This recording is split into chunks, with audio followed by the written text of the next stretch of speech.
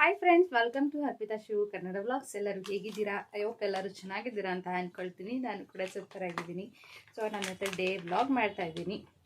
So ವಿಡಿಯೋನ continue ಮಾಡೋಕ್ಕೂ ಮೊದಲೇ ಇನ್ಯಾರು ನನ್ನ ಚಾನಲ್ಗೆ ಸಬ್ಸ್ಕ್ರೈಬ್ ಆಗಿಲ್ಲ, ಪ್ಲೀಸ್ ಹೋಗಿ ಸಬ್ಸ್ಕ್ರೈಬ್ ಮಾಡ್ಕೊಳ್ಳಿ. ಹಾಗೆ ಪಕ್ಕದಲ್ಲೇ ಕಾಣುವಂತಹ ಬೆಲ್ ಐಕಾನ್ ಬಟನನ್ನು ಕ್ಲಿಕ್ ಮಾಡಿಕೊಂಡ್ರೆ ನಾನು ಯಾವುದೇ ಹೊಸ ವೀಡಿಯೋ ಹಾಕಿದ್ರೂ ನೋಟಿಫಿಕೇಶನ್ ಬರುತ್ತೆ, ತಕ್ಷಣ ನೀವೇ ನೋಡ್ಬೋದು. ಸೊ ನಾನು ಮಾರ್ನಿಂಗೇ ವ್ಲಾಗನ್ನು ಸ್ಟಾರ್ಟ್ ಮಾಡ್ಕೊಂಡಿದ್ದೀನಿ ಅಲ್ವಾ. ಸೊ ಮಾರ್ನಿಂಗು ನಂದು ಸ್ನಾನ ಮತ್ತು ಪಾಪು ಸ್ನಾನ ಇಬ್ಬರದು ಆಯಿತು. ಸೊ ಅರ್ಶಿನ ಚೆನ್ನಾಗಿ ಮುಖಕ್ಕೆಲ್ಲ ಹಾಕ್ಬಿಟ್ಟಿದ್ದೀನಿ. ಹಾಗಾಗಿ ನಾನು ಅರ್ಶಿನೇ ಲಾಂಗ್ ಟೈಮ್ ಬಿಡೋಲ್ಲ ಫೇಸ್ಗೆ. ವೈಪಲ್ಲಿ ಅರ್ಶಿನೆಲ್ಲ ರಿಮೂವ್ ಮಾಡ್ಕೊಳ್ತಾ ಇದ್ದೀನಿ. ನೋಡ್ತಾ ನೋಡಿ ಎಷ್ಟು ಅರ್ಶಿನ ಐತೆ ಅಂತ.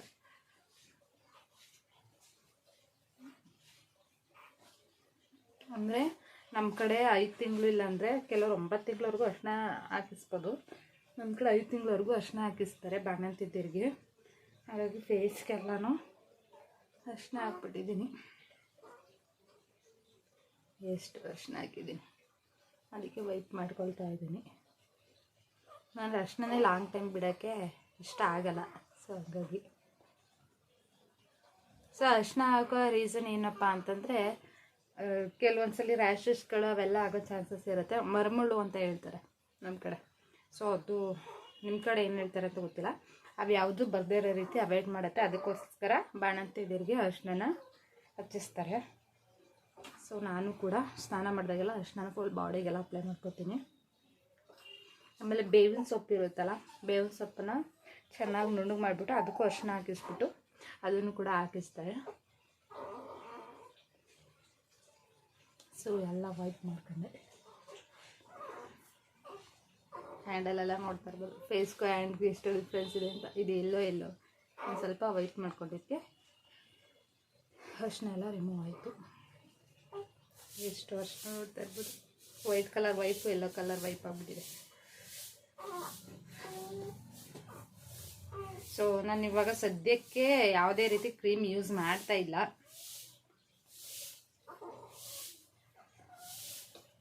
ಸ್ವಲ್ಪ ವೈಟ್ ಟೌನ್ ಪೌಡ್ರ್ ಒಂದು ಯೂಸ್ ಮಾಡ್ತಾ ಇದ್ದೀನಿ. ನಾನು ಯಾವಾಗಲೂ ಪೌಡರ್ ಯೂಸ್ ಮಾಡೋದೇ ವೈಟ್ ಟೌನು. ಸೊ ನಾನು ಕ್ರೀಮ್ ಯೂಸ್ ಮಾಡೋಕ್ಕೆ ಬಿಟ್ಟು, ನಾನು ಪ್ರೆಗ್ನೆಂಟಲ್ಲಿ ಇದ್ದಾಗಲೇ ಕ್ರೀಮ್ನ ಯೂಸ್ ಮಾಡೋದನ್ನ ಅವಾಯ್ಡ್ ಮಾಡಿಬಿಟ್ಟೆ. ಸೊ ಈಗಲೂ ಕೂಡ ನಾನು ಯೂಸ್ ಮಾಡ್ತಾಯಿಲ್ಲ.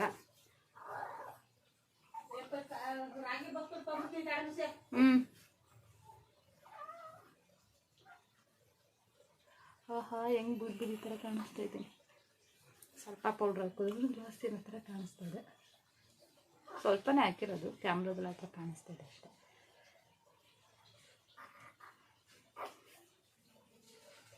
ಆ್ಯಕ್ಚುಲಿ ನನಗೆ ಕ್ರೀಮ್ ಎಲ್ಲ ಬಿಟ್ಟ ಮೇಲೇ ನನ್ನ ಫೇಸ್ ಚೆನ್ನಾಗಾಗ್ತಿದೆ ಅಂತ ಅನ್ನಿಸ್ತಾ ಇದೆ. ಹಾಗೆಲ್ಲ ಲೋಟಸ್ ಕ್ರೀಮ್ ಆಗ್ತಾಯಿದೆ, ಆವಾಗಲೂ ರಿಸಲ್ಟ್ ಚೆನ್ನಾಗಿತ್ತು. ಬಟ್ ಕ್ರೀಮ್ ಎಲ್ಲ ಇವಾಗ ಫುಲ್ಲು ಅವಾಯ್ಡ್ ಮಾಡಿಬಿಟ್ಟಿದ್ದೀನಿ. ಇವಾಗ ಡೆಲಿವರಿ ಆದಮೇಲಂತೂ ಒಂದು ಸಲ ಹಾಕೇ ಇಲ್ಲ ನಾನು ಕ್ರೀಮನ್ನು. ನನ್ನ ಮಗಳೇ ಎಚ್ಚರ ಆಗಬೇಕು.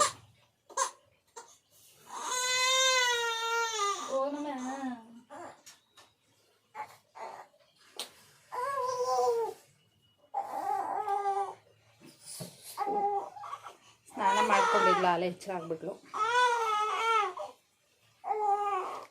ನನ್ನ ಸ್ಕಿನ್ ರೊಟೀನ್ ಇಷ್ಟೇ, ಒಂಚೂರು ಪೌಡರ್ ಹಾಕೋದು,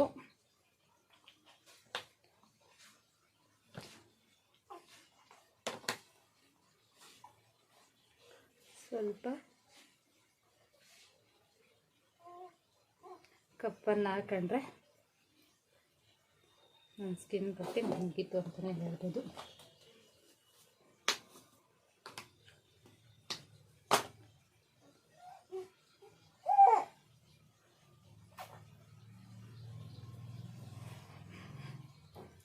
ಸ್ನಾನ ಮಾಡಿದ ತಕ್ಷಣ ಮಲಗಿದ್ಲು ಸ್ವಲ್ಪ ಹೊತ್ತು. ನಾನು ಸ್ನಾನ ಮಾಡಿಕೊಂಡು ಮತ್ತೆ ಬರೋವರೆಗೂ ಈಗ ಆಲೇ ಎಚ್ಚರ ಆಗಿಬಿಟ್ಟಿದ್ದಾಳೆ. ಸೊ ವ್ಲಾಗನ್ನು ಕಂಟಿನ್ಯೂ ಮಾಡೋಣ. ಇವಳನ್ನ ಸಮಾಧಾನ ಮಾಡಿ ಮಲಗಿಸ್ಬಿಟ್ಟು ಆಮೇಲೆ ನೆಕ್ಸ್ಟು ವ್ಲಾಗನ್ನು ಕಂಟಿನ್ಯೂ ಮಾಡೋಣ. ಬರಮ್ಮ. ನಾನು ಮೀಶೋಯಿಂದ ಕೆಲವೊಂದು ಡೆಕೋರೇಷನ್ ಐಟಮ್ಸ್ಗಳನ್ನ ತರಿಸಿದೆ, ಅದನ್ನ ರಿವ್ಯೂ ಕೊಡ್ತಾ ಇದ್ದೀನಿ ಕಡಿಮೆ ಬಜೆಟಲ್ಲಿ. ನಾನು ಅದಕ್ಕೆ ಫ್ಲವರ್, ಈ ಥರ ಫ್ಲವರ್ ಇರೋಕ್ಕೆ ಇದು ಫ್ಲವರ್ ಮತ್ತು ಸ್ಟ್ಯಾಂಡ್ ಎರಡನ್ನೂ ತರಿಸಿದೆ. ಸೊ ಅದು ಹೇಗಿದೆ ಏನು ಅಂತ ನಾನು ಕ್ವಾಲಿಟಿ ತಿಳಿಸ್ತಾ ಇದ್ದೀನಿ. ಸೊ ಈ ಫ್ಲವರ್ಸ್ಗಳು ಏನು ಕಾಣಿಸ್ತಾ ಇದೆ ಇದು 200 ಸಮಥಿಂಗು. 8 ಕಲರ್ಸ್ ಬಂದಿದೆ. ನಾನು ಒಂದೊಂದೇ ಕಲರ್ಸ್ಗಳನ್ನ ತೋರಿಸ್ತಾ ಹೋಗ್ತೀನಿ. ಕ್ವಾಲಿಟಿ ವೈಸು ತುಂಬ ಚೆನ್ನಾಗಿದೆ ಅಂತಲೇ ಹೇಳ್ಬೋದು. ಇದು ಪಿಂಕ್ ಮತ್ತು ವೈಟಲ್ಲಿ ಬಂದಿದೆ. ಒಂದು ಲೈಟ್ ಪಿಂಕ್ ಮತ್ತು ವೈಟ್ ನೋಡ್ತಾ ಇರ್ಬೋದು, ಚೆನ್ನಾಗಿದೆ. ಇದು ಬಂದು ಡಾರ್ಕ್ ಪಿಂಕ್ ಮತ್ತು ಗ್ರೀನಲ್ಲಿ ಬಂದಿದೆ. ಇನ್ನೊಂದು ಆರೆಂಜ್ ಮತ್ತು ಪಿಂಕಲ್ಲಿ ಬಂದಿದೆ. ಇನ್ನೊಂದು ಫುಲ್ಲು ಗ್ರೀನಲ್ಲಿ ಬಂದಿದೆ. ಇನ್ನೊಂದು ಬೇರೆ ಪ್ಯಾಟ್ರನಲ್ಲಿ ಗ್ರೀನು ಮತ್ತು ವೈಟ್ ಬಂದಿದೆ. ಇನ್ನೊಂದು ಯೆಲ್ಲೋ ಮತ್ತು ವೈಟು. ಇನ್ನೊಂದು ಬ್ಲೂ ಮತ್ತು ಡಾರ್ಕ್ ಪಿಂಕಲ್ಲಿ ಬಂದಿದೆ. ಇನ್ನೊಂದು ರೆಡ್ಡು ಮತ್ತು ಯೆಲ್ಲೋಲ್ಲಿ ಬಂದಿದೆ. ಟೋಟಲ್ ನನಗೆ 200ಗೆ 8 ಪೀಸಸ್ ಬಂದಿದೆ ಅಂತಲೇ ಹೇಳ್ಬೋದು. ಸೊ ಕೆಳಗಡೆ ಎಲ್ಲ ಬಿದ್ದೋಗ್ಬಿಟ್ಟಿದೆ. 8 ಪೀಸಸ್ ಬಂದಿದೆ. ಇದು ಅರೌಂಡು ನನಗೆ 200 ರುಪೀಸ್ಗೆ ಸಿಕ್ಕಿದೆ. ಇದನ್ನ ಹೋಲ್ಡ್ ಮಾಡ್ಕೊಳ್ಳೋಕ್ಕೆ ನಾನು ಈ ಥರ ಸ್ಟ್ಯಾಂಡ್ಗಳನ್ನ ಕಲಿಸಿದೆ. ಇದು ವುಡ್ಡಲ್ಲಿ ಬಂದಿರೋವಂಥದ್ದು. ಸೊ ಇದು ವಾಲ್ ತುಂಬಾ ಚೆನ್ನಾಗಿ ಕಾಣಿಸುತ್ತೆ, ನೋಡ್ತಾ ಇರ್ಬೋದು.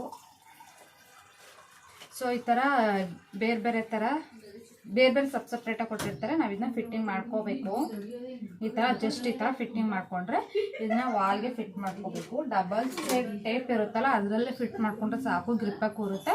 ಇಲ್ಲಾಂದರೆ ನಿಮಗೆ ಪರ್ಮನೆಂಟು ಅಂದರೆ ಓನ್ ಹೌಸ್ ಆಯಿತು ಅಂತಂದರೆ ಇದಕ್ಕೆ ಮೊಳೆ ಹಾಕ್ಬಿಟ್ಟು ಹೋಲ್ಡ್ ಮಾಡಿಬಿಟ್ರೆ ಲೈಫ್ ಟೈಮ್ ಇರುತ್ತೆ. ಸೊ ಈ ಥರ ಹಾಕ್ಬಿಟ್ಟು ಈ ಥರ ಹೆಂಗೆ ಹೋಲ್ಡ್ ಮಾಡ್ಬೋದು, ನೋಡ್ತಾ ಇರ್ಬೋದು. ತುಂಬ ಚೆನ್ನಾಗಿ ಕಾಣಿಸುತ್ತೆ. ಇದು ಗೋಡೆ ಫಿಟ್ ಮಾಡಿಸಿದ್ಮೇಲೆ ನಾನು ಅದು ಫಿಟ್ ಮಾಡಿದ್ಮೇಲೆ ತೋರಿಸ್ತೀನಿ. ಸೊ ಇದು ಕೂಡ 8 ಪೀಸಸ್ ಬಂದಿದೆ.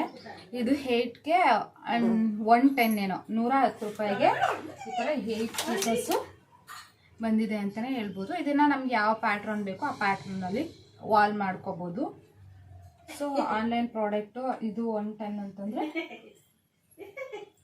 310 ರೂಪಾಯಿಗೆ ನನಗೆ ಈ ಪ್ರಾಡಕ್ಟ್ಗಳೆಲ್ಲ ಸಿಕ್ಕಿದೆ ಅಂತಲೇ ಹೇಳ್ಬೋದು. 2ರಿಂದ ನನಗೆ 310 ರೂಪಾಯಿಗೆ ಇಷ್ಟು ಪ್ರಾಡಕ್ಟ್ಗಳು ಸಿಕ್ಕಿದೆ. ಸೊ ಕ್ವಾಲಿಟಿ ವೈಸು ತುಂಬಾ ಚೆನ್ನಾಗಿದೆ. ನಿಮಗೂ ಬೇಕು ಅಂತಂದರೆ ನಾನು ಇದ್ರ ಲಿಂಕನ್ನು ಹಾಕಿರ್ತೀನಿ, ನೀವು ಕೂಡ ಪರ್ಚೇಸ್ ಮಾಡ್ಬೋದು. ನೀವೇನಾದ್ರೂ ಆನ್ಲೈನ್ ಪೇಮೆಂಟ್ ಮಾಡ್ಕೊಳ್ತು ಅಂತಂದರೆ ಅದರಲ್ಲೂ ಕೂಡ 20% ಡಿಸ್ಕೌಂಟ್ ಇರುತ್ತೆ. ನಿಮಗೆ ಇನ್ನೂ ಕಡಿಮೆ ಸಿಗುತ್ತೆ. 2 ಪ್ರಾಡಕ್ಟಿಂದ ಅರೌಂಡ್ 180 ಆರ್ 170 ರುಪೀಸ್ಗೆಲ್ಲ ಆರಾಮಾಗಿ ಸಿಕ್ಬಿಡುತ್ತೆ. ಸೊ ಆನ್ಲೈನ್ ಪೇಮೆಂಟ್ ಏನಾದರೂ ಮಾಡ್ತೀನಿ ಅಂತಂದರೆ ನೀವು ಒಂದ್ಸಲ ನೀವು ಟ್ರೈ ಮಾಡಿ. ನಾನು ಗೋಡೆಗೆ ಎಲ್ಲ ಫಿಟ್ ಮಾಡಾದ್ಮೇಲೆ ಮತ್ತೊಮ್ಮೆ ತೋರಿಸ್ತೀನಿ ಯಾವ ಥರ ಬಂದಿದೆ ಅಂತ. ಜಸ್ಟ್ ಇಲ್ಲಿ ವಾಲ್ ಇರುತ್ತಲ್ವ, ಇಲ್ಲಿ ಹೋಲ್ ಇದೆ ಅಲ್ವಾ, ಸಾರಿ ವಾಲ್ ಅಲ್ಗಡೆ ಹೋಲ್ ಇದೆ ಅಲ್ವಾ, ಈ ಹೋಲ್ ಒಳಗಡೆ ಈ ಥರ ಕೊಟ್ಟಿರ್ತಾರೆ. ಅದನ್ನು ಫಿಟ್ ಮಾಡಿದ್ರೆ ಗ್ರಿಪ್ಪಾಗಿ ಕೂತ್ಕೊಳ್ಳುತ್ತೆ. ಈ ಥರ ಗ್ರಿಪ್ಪಾಗಿ ಕೂತ್ಕೊಳ್ಳುತ್ತೆ. ಅದ್ರ ಮೇಲೆ ಜಾಸ್ತಿ ವೆಯ್ಟ್ ಆಗಲ್ಲ. ಸಿಂಪಲ್ಲಾಗಿ ಈ ಥರ ಫ್ಲವರ್ಸ್ಗಳನ್ನ ಇಡ್ಬೋದು. ಸೊ ಹೇಗಿದೆ ನಾನು ಬುಕ್ ಮಾಡಿದ್ದು? ಸಿಂಪಲಾಗಿ ಅಂದರೆ ಕಡಿಮೆ ಬಜೆಟಲ್ಲಿ ಸ್ವಲ್ಪ ಅಟ್ರಾಕ್ಟಿವ್ ಕಾಣುವ ರೀತಿ ಆರ್ಡ್ರ್ ಮಾಡಿದ್ದೆ. ಸೊ ಬಂದಿದೆ. ಕ್ವಾಲಿಟಿ ವೈಸ್ ತುಂಬ ಚೆನ್ನಾಗಿದೆ. ನಮ್ಮ ಅಕ್ಕ ಮತ್ತು ನನ್ನ ಸಿಸ್ಟರ್ ಗಲಾಟೆ ಮಾಡ್ತಾ ಇದ್ದಾರೆ. ಸೊ ನಾನು ಹೋದ ತಕ್ಷಣ ತುಂಬ ಸೈಲೆಂಟಾಗಿ ಆಗಿಬಿಡ್ತಿದ್ದಾರೆ. ಸೊ ನಾನು ಈ ಥರ ಗೋಡೆಗೂ ಕೂಡ ತರಿಸಿದೆ, ನೋಡಿರ್ಬೋದು. ರಿಯಲ್ ಗಿಡಗಳನ್ನು ಕೂಡ ನಾನು ಒಳಗಡೆ ಇಟ್ಟಿದ್ದೀನಿ. ಅದನ್ನೆಲ್ಲ ನಾನು ಒಂದ್ಸಲ ತೋರಿಸ್ತೀನಿ ಯಾವ್ಯಾವ ಗಿಡಗಳನ್ನ ನಾನು ಒಳಗಡೆ ಇಟ್ಟಿದ್ದೀನಿ ಅಂತ. ಸೊ ಇವಾಗ ಊಟ ಮಾಡೋಕ್ಕೆ ಹೋಗ್ಬೇಕು. ನಮ್ಮಮ್ಮ ಕರೀತಾ ಇದ್ದಾರೆ. ಸೊ ಊಟ ಮಾಡ್ಕೊಬಂದ್ಬಿಟ್ಟು ಗೋಡೆಗೆ ಫಿಟ್ ಮಾಡೋಣ. ಹೇಗಿದೆ ಔಟ್ಫಿಟ್ ಲಾಸ್ಟಲ್ಲಿ ಹೇಗೆ ಬರುತ್ತೆ ಅಂತ ಕೂಡ ನಿಮ್ಗೆ ತೋರಿಸ್ತೀನಿ. ನಿಮಗೂ ಕೂಡ ಯೂಸ್ ಆಗ್ಬೋದು. ಕಡಿಮೆ ಬಜೆಟಲ್ಲಿ ಹೋಮ್ ಡೆಕೋರ್ ಯಾವ ರೀತಿ ಮಾಡ್ಕೋಬೋದು ಅನ್ನೋ ಪ್ಲ್ಯಾನಿಂಗು ಕೂಡ ನಿಮ್ಗೆ ಬರ್ಬೋದು. ಅರೌಂಡು 310ಗೆ ನನಗೆ ಇಷ್ಟು ಪ್ರಾಡಕ್ಟ್ ಬಂದಿದೆ. ಸೊ ತುಂಬ ರಿಚಾಗಿ ಕಾಣಿಸುತ್ತೆ. ಆ ವುಡ್ ಅಲ್ವಾ, ವುಡ್ಡು ಒಂಥರ ರಿಚಾಗಿ ಕಾಣಿಸುತ್ತೆ ಅಂತಲೇ ಹೇಳ್ಬೋದು. ತುಂಬ ಚೆನ್ನಾಗಿ ಕಾಣಿಸುತ್ತೆ. ಮಾಮೂಲಿ ಗೋಡೆಗಳು ಫಿಟ್ ಮಾಡಿದ್ಮೇಲೆ ಔಟ್ಲುಕ್ ಹೇಗಿದೆ ಅಂತ ನಿಮ್ಮ ಜೊತೆ ಶೇರ್ ಮಾಡ್ಕೊಳ್ತೀನಿ. ನಾನು ಈ ವ್ಲಾಗನ್ನು ಕಂಟಿನ್ಯೂ ಮಾಡೋಣ. ಫೈನಲಿ ಈ ಥರ ಕಾಣಿಸ್ತಾ ಇದೆ, ನೋಡ್ತಾ ಇರ್ಬೋದು. ತುಂಬ ಚೆನ್ನಾಗಿ ಕಾಣಿಸ್ತಾ ಇದೆ. ತರಿಸೋದಕ್ಕೂ ಏನು ಲಾಸ್ ಅಂತ ಆಗಲಿಲ್ಲ. ಈ ಥರ ಡಬಲ್ ಸೈಡ್ ಟೇಪ್ನ ಯೂಸ್ ಮಾಡಿಬಿಟ್ಟು ಈ ಥರ ಗೋಡೆಗೆ ಸ್ಟಿಕ್ ಮಾಡಿದ್ದೀನಿ. ಚೆನ್ನಾಗಿ ಕಾಣಿಸ್ತಾ ಇದೆ. ಸೊ ನಾನು ವಿಡಿಯೋ ಆನ್ ಮಾಡಿದಾಗಲೇ ನನ್ನ ಮಗಳು ಅಳ್ತಾ ಇದ್ದಾಳೆ. ಮತ್ತೆ ವಿಡಿಯೋ ಸ್ಟಾರ್ಟ್ ಮಾಡ್ತೀನಿ. ಫ್ರೆಂಡ್ಸ್, ಮಧ್ಯಾಹ್ನ ಊಟ ಮಾಡ್ಕೊಂಡಾದ್ಮೇಲೆ ಒಂದು ರೌಂಡ್ ಮಲಗಿದ್ವಿ ನಾನು, ಅಕ್ಕ, ನನ್ನ ಬೇಬಿ ಎಲ್ಲ. ಸೊ ನಮ್ಮಮ್ಮ ಸೊಪ್ಪು ಸೋಸ್ತಾ ಇದೆ.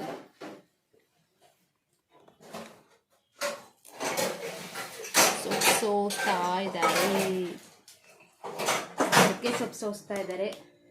ನಮ್ಮ ಅಣ್ಣವರು ನೀರು ಕುಡಿಯೋ ಹೊಸ ಸ್ಟೈಲ್ ನೋಡಿ. ಒಂದು ಕಾಮನ್ ಡೈಲಾಗ್, ಫ್ರೆಂಡ್ಸ್ ಕಲ್ತ್ಕೊಳ್ಳಿ ನೀವು ನೀರು ಕುಡಿಯೋದು ಹೆಂಗೆ ಹೇಳಿ, ಈ ತರ.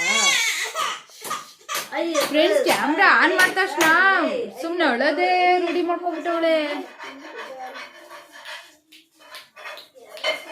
ಹೊಸ ಸ್ಟೈಲ್ ಕಲ್ತ್ಕೊಂಡ್ರ, ಅದು ಕುಡ್ದಾದ್ಮೇಲೆ ಬಾಯಲ್ಲಿ ಹಂಗೆ ನೀರು ಇಟ್ಕೊಂಡಿರ್ಬೇಕು ಸ್ವಲ್ಪ ಹೊತ್ತು, ಆಮೇಲೆ ನೀರು ಕುಡಿಬೇಕು. ಅದು ಹೊಸ ಸ್ಟೈಲ್ ಅಲ್ವವ? ಅವ ಸುಮ್ಮನೆ ಇಟ್ಕೊಂಡು ಒಂದು 1/4 ಗಂಟೆ ಇಟ್ಕೋಬೇಕು, ಆಮೇಲೆ ಬಾಯಲ್ಲಿ ಒಂದು 5 ನಿಮಿಷ ಇಟ್ಕೋಬೇಕು, ಆಮೇಲೆ ನುಂಗ್ಬೇಕು. ಏಕಪ್ಪ ಯೋಚನೆ ಕಂದ, ದುಡ್ಬೇಕಾ? ಸೊ ಫ್ರೆಂಡ್ಸ್, ಇವತ್ತು ಈವ್ನಿಂಗ್ ಆಗಿರೋದ್ರಿಂದ ಕಾಫಿ ಮಾಡ್ಕೊಟ್ಟಿದ್ದಾರೆ, ಕಾಫಿ ಕುಡಿತಾ ಇದೀವಿ. ಸೊ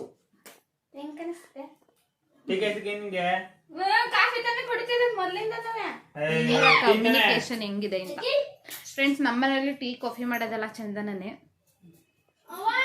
ಜ್ಞಾನ ಚೆನ್ನಾಗಿತ್ತು ಅಂದ್ರೆ ತಿಂಡಿನೂ ಮಾಡ್ತಾಳೆ. ದೋಸೆ ಎತ್ತದು ಇಕ್ಲ ಅಲ್ಲ, ಅದೇ ದೋಸೆ ಎತ್ತದು ಅಲ್ಲೇ.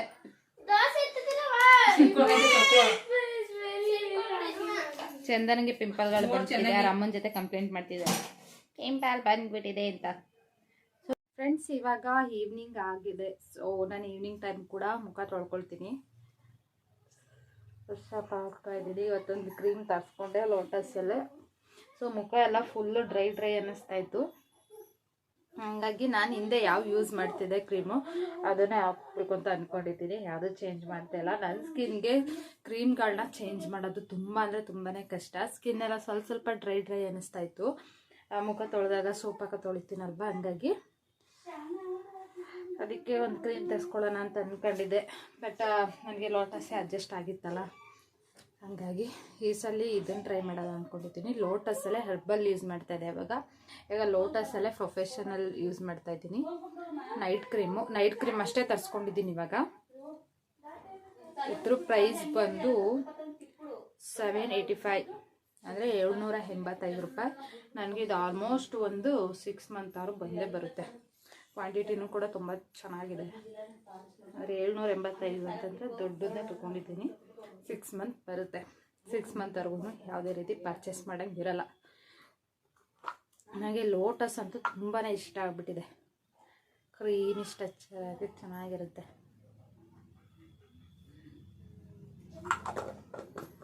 ಸೊ ಮುಖ ಎಲ್ಲ ಡ್ರೈ ಅನ್ನಿಸ್ತಾ ಇತ್ತು. ಮಾರ್ನಿಂಗ್ ತಾನೇ ಹೇಳಿದೆ ಕ್ರೀಮ್ ಯಾವುದು ಯೂಸ್ ಮಾಡ್ತಾ ಇಲ್ಲ ಅಂತ, ಬಟ್ ಡ್ರೈ ಅನ್ನಿಸ್ತಾ ಇತ್ತಲ್ಲ, ಹಂಗಾಗಿ ನೈಟ್ ಕ್ರೀಮ್ ಒಂದು ಹಾಕ್ಕೊಳ್ಳೋಣ ಅಂದ್ಬಿಟ್ಟು ತರಿಸ್ಕೊಂಡಿದ್ದೀನಿ.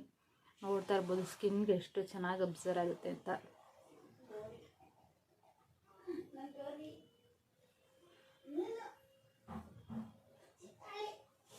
ನಮ್ಮ ಪಾಪು ಯಾವಾಗ ಹಠ ಮಾಡದೇ ಇರ್ತಾಳೆ ಅವಾಗ ಮಾತ್ರ ನಾನು ವ್ಲಾಗ್ ಮಾಡ್ಕೊಳ್ತಾ ಇದ್ದೀನಿ. ಸೊ ಅವಳನ್ನ ಕೇರ್ ಮಾಡೋದೇ ಆಗುತ್ತೆ, ಅವಳನ್ನ ಸಮಾಧಾನ ಮಾಡೋದೇ ಆಗುತ್ತೆ. ಸೊ ಅವ್ಳು ಮಲಗಿರ್ತಾಳಲ್ಲ ಅವಾಗ ವ್ಲಾಗ್ ಮಾಡ್ಕೊಳ್ತೀನಿ. ಇಲ್ಲ ನಮ್ಮಮ್ಮ ಇಲ್ಲ ಅಕ್ಕ ಎತ್ಕೊಂಡಿರ್ತಾರಲ್ಲ ಅವಾಗ ನಾನು ವ್ಲಾಗನ್ನು ಮಾಡ್ಕೊಳ್ತಾ ಇದ್ದೀನಿ. ನೋಡ್ತಾ ಇರ್ಬೋದು ಸ್ಕಿನ್ಗೆ ಎಷ್ಟು ಚೆನ್ನಾಗಿ ಅಬ್ಸರ್ವ್ ಆಯ್ತು ಅಂತ. ಒಂಥರ ಗ್ಲಾಸಿ ಲುಕ್ ಥರ ಕಾಣಿಸುತ್ತೆ. ನನಗೆ ಆ್ಯಕ್ಚುಲಿ ನೈಟ್ ಕ್ರೀಮ್ ಅಂದರೂ ತುಂಬಾ ಇಷ್ಟ ಆಗುತ್ತೆ. ಡೇ ಕ್ರೀಮ್ಗಿಂತ ನೈಟ್ ಕ್ರೀಮ್ ತುಂಬಾ ಇಷ್ಟ ಆಗುತ್ತೆ. ಸೊ ಈವ್ನಿಂಗ್ ಟೈಮು ಮುಖ ತೊಳಿತೀಯಾ ಅಂತ ಬೈತಾರೆ. ಸೊ ಶೀತ ಆಗುತ್ತೆ, ಹೋಗಿ ಏನು ತೊಳಿತೀಯಾ, ಬಣ್ಣ ತಿಂದಿರೋ 2 ಟೈಮ್ಸ್ ಮುಖ ತೊಳಿತಾರೆ ಹಂಗೆ ಹೀಗೆ ಅಂತ ಬೈತಾರೆ. ಬಟ್ ನನಗೆ ಆಗಿಂದ ಅಭ್ಯಾಸ ಆಗಿಬಿಟ್ಟಿರೋದಕ್ಕೆ ತೊಳೆದೇ ಇರೋಕ್ಕಾಗಲ್ಲ. ಸೊ ಲಿಪ್ಗೆ ಇವಾಗ ಸದ್ಯಕ್ಕೆ 10 ರೂಪೀದು ಬರುತ್ತಲ್ಲ ಲಿಪ್ ಬಾಮ್, ಅದನ್ನೇ ಯೂಸ್ ಮಾಡ್ತಾಯಿದ್ದೀನಿ. ಮಾಮಾರ್ತ್ ಲಿಪ್ ಬಾಮ್ ಇತ್ತು. ಸೊ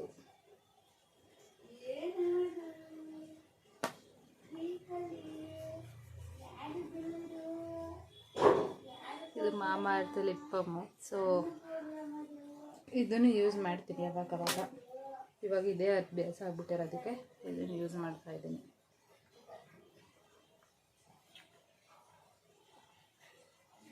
ಇಲ್ಲೇ ಪಕ್ಕದಲ್ಲೇ ಡ್ರೆಸ್ಸಿಂಗ್ ಟೇಬಲ್ ಇದೆ.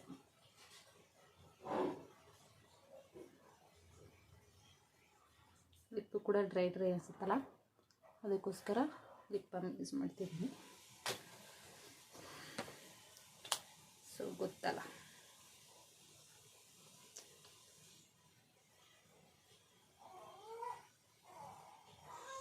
ಒಂದು ಬ್ಲ್ಯಾಕ್ ಬೊಟ್ಟು ಹ್ಯಾಂಡಲ್ಲ ಫಿನಿಶಿಂಗ್ ಮಾಡಿಬಿಡೋದು.